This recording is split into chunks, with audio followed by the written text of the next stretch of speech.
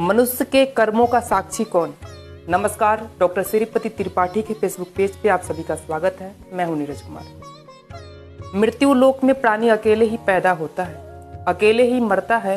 प्राणी का धन वैभव भी घर में ही छूट जाता है। मित्र और स्वजन शमशान में ही छूट जाते हैं।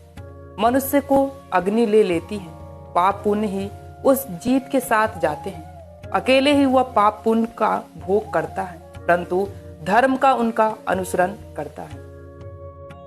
शरीर और गुण, इन दोनों में बहुत अंतर है, क्योंकि शरीर तो थोड़े ही दिनों तक रहता है, किंतु गुण प्रलय काल तक बने रहते हैं। जिसके गुण और धर्म जीवित है, वो वास्तव में जी रहे हैं। दोस्तों, आज हम इस लाइव के माध्यम से पाप और पुण्य कर्मों के बारे में हम चर्चा करेंगे। साथ में जानेंगे किसे कौन योनि मिलती है। वेदों में जिन कर्मों का विधान है वे धर्म यानी कि पुण्य कहलाते हैं, और उसके विपरीत कर्म अधर्म यानी कि पाप कहलाते हैं। मनुष्य एक दिन या एक क्षण में ऐसे पुण्य या पाप कर सकते हैं जिसका उसे भोग सहस्त्र वर्षों में भी पूर्ण न हो सकता है। मनुष्य के कर्म के 14 साक्षी माने गए हैं। सूर्य, अग्नि, आकाश, वायु, इंद्रिया, चंद्रमा, संध्या, रात, दिन, दिशाएं, जल, पृथ्वी, काल और धर्म, ये सब मनुष्य के कर्मों की साक्षी है। सूर्य रात्रि में नहीं रहता और चंद्रमा दिन में नहीं रहता। जलती हुई अग्नि भी हर समय नहीं रहती, किंतु रात, दिन और संध्या में से कोई एक तो हर समय रहता है। दिशा, आकाश, वायु, पृथ्वी, जल सदैव रहते हैं। मनुष्य उन्हें छोड़कर कहीं भाग नहीं सकता, इससे छिप नहीं सकता। मनुष्य की इंद्रियाएं, काल और धर्म भी सदैव उसके साथ रहते हैं। कोई भी कर्म किसी न किसी इंद्रिय द्वारा किए किसी न किसी समय में होता ही रहता है।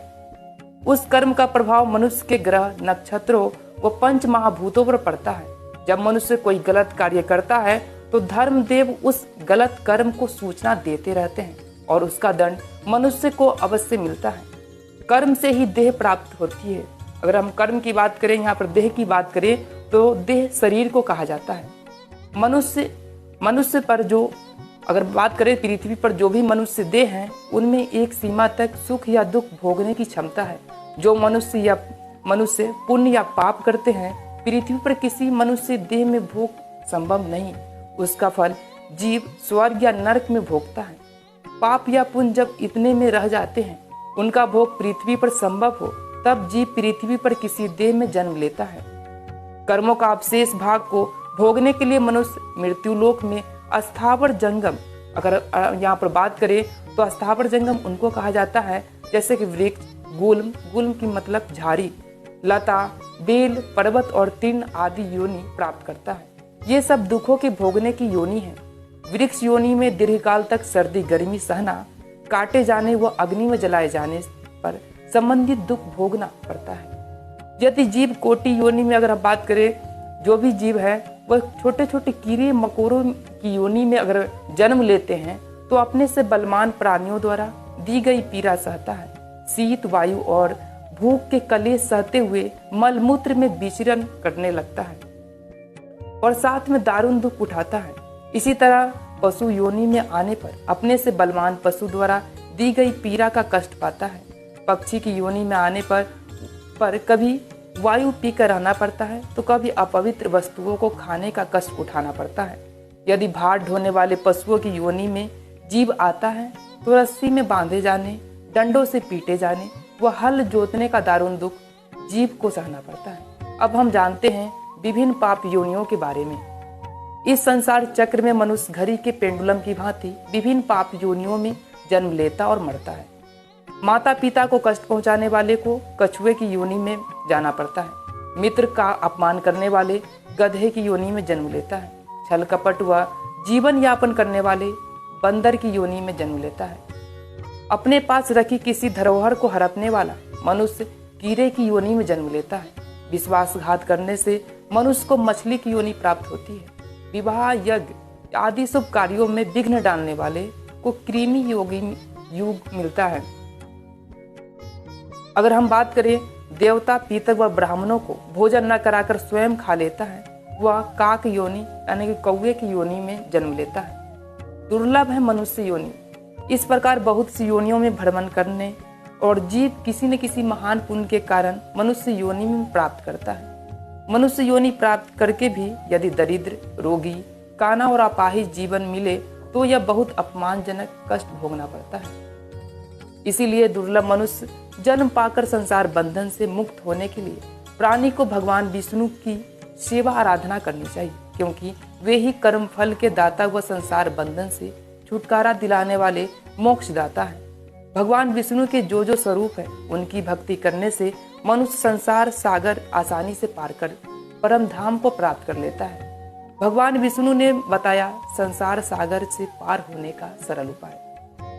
भगवान विष्णु ने संसार सागर से पार होने के ये उपाय बताए हैं। उन्होंने कहा है कि विष्णु सशस्त्र स्तोत्र में मेरी नित्य स्तुति करने से मनुष्य भवसागर को सहज ही रूप से वह पार कर सकते हैं। जिनका मन भगवान विष्णु की भक्ति में अनुग्रह रहते हैं उनका अहोभाग्य है, क्योंकि योगियों के लिए यह दुर्लभ मुक्ति उन भक्तों के हाथ में ही रहती है। भक्तों की गति, भक्त अपने आराध्य के लोक में जाते हैं। भगवान के लोक में कुछ भी बनकर रहना सालोक की मुक्ति है। भगवान के समान ऐश्वर्य प्राप्त करना शास्त्रीय मुक्ति है। भगवान के समान रूप पाकर वहां रहना सारूप्य मुक्ति है। भगवान के आभूषण आदि बनकर रहना सामीप्य मुक्ति कहलाती है। भगवान में श्री विगृहित हो जाना वह सायुग मुक्ति कहलाता है। जिस जीव को भगवान का धाम प्राप्त हो जाता है वह भगवान की इच्छा से उसके साथ अलग संसार में दिव्य जन्म ले सकता है। वह कर्म बंधन से में नहीं बंधता। संसार में भगत कार्य अगर कहें तो भगवत कार्य समाप्त करने पर वह पुण्य भगवत धाम में चले जाते हैं। मुक्त अगर हम बात करें तो मुक्त पुरुष मनुष्य बिना कर्म किए रह नहीं सकता। कर्म करेगा तो पाप या पुण्य दोनों होंगे, लेकिन जो मनुष्य सब में भगवत दृष्टि रखकर भगवान की सेवा के लिए, उनकी आज्ञा का पालन करने के लिए और भगवान की प्रसन्नता के लिए कर्म करता है तो उसे कर्म भी अकर्मक बन जाता है और कर्म बंधन में नहीं बनते हैं। वह संसार में रहते हुए भी नित्य मुक्त है। तत्वज्ञानी पुरुष संसार के आवागमन से मुक्त हो जाते हैं। उनके प्राण निकलकर कहीं जाते नहीं बल्कि परमात्मा में लीन हो जाते हैं। स्त्री अगर कहें तो सती स्त्रियां, युद्ध में मारे गए वीर और उत्तरायण में शुक्ल मार्ग में जाने वाले योगी मुक्त हो जाते हैं। गीता में शुक्ल तथा कृष्ण मार्ग कहकर निम्न 2 गतियों का वर्णन किया गया है, जिसमें वासना शेष है। वे धुएं रात्रि, कृष्ण पक्ष, दक्षिणयावन के देवताओं द्वारा ले जाए जाते हैं। उधर लोक में अपने पुण्य भोग कर वे फिर धरती पर जन्म लेते हैं।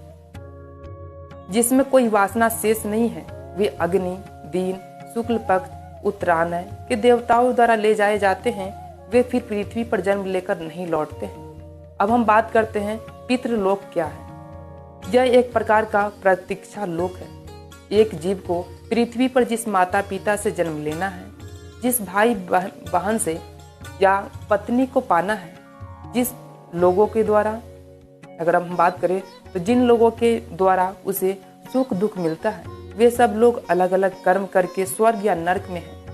जब तक वे सब भी इस जीव में अनुकूल योनि में जन्म लेने की स्थिति में न आ जाएं, तब तक वो उन्हें प्रतीक्षा करनी पड़ती है। पितृलोक को इसीलिए एक प्रकार का प्रतीक्षा लोक कहा जाता है। अब हम बात करते हैं प्रेतलोक। यह नियम है कि मनुष्य की अंतिम इच्छा या भावना के अनुसार ही उसे गति प्राप्त होती है। जब मनुष्य किसी प्रबल राग, द्वेष, लोभ या मोह में आकर्षक में फंसकर देह त्यागता है तो उस राग द्वेष के बंधन में बंधा आसपास ही भटकता रहता है। वह मृत पुरुष वायवीय देह पाकर बड़ी यातना भरी योनि प्राप्त करता है। इसीलिए कहा गया है अंतमति सोगति। उम्मीद है यह लाइव आप सभी को पसंद आया होगा। मिलते हैं फिर अगले वीडियो के साथ। तब तक के लिए दीजिए धन्यवाद।